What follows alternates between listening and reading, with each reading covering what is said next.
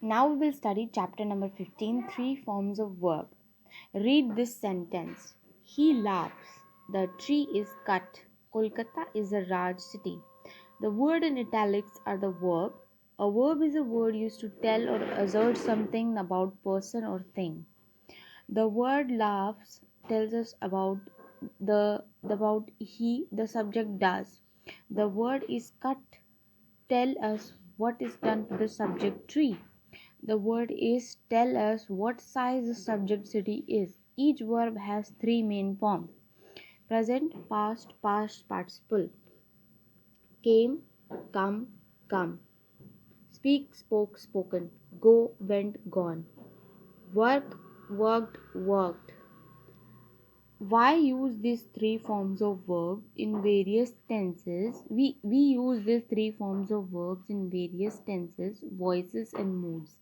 It is very important that we should know that these three forms to be able to speak and write in English correctly.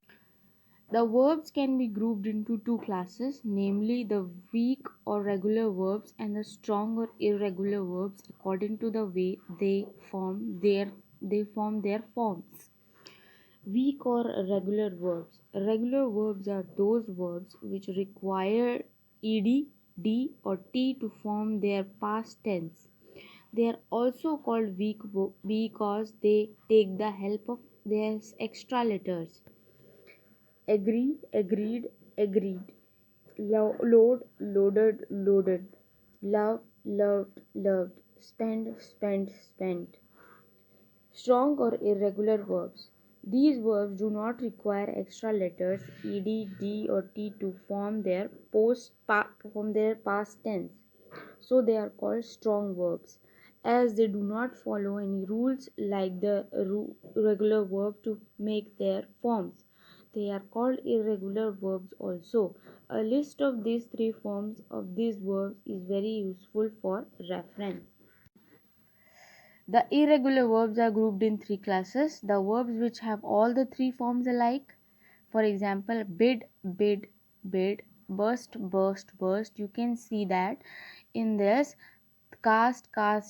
All the three forms are alike. Whereas the verb which changes their inner vowels to make the other two forms. Abode. Bound. Bleed.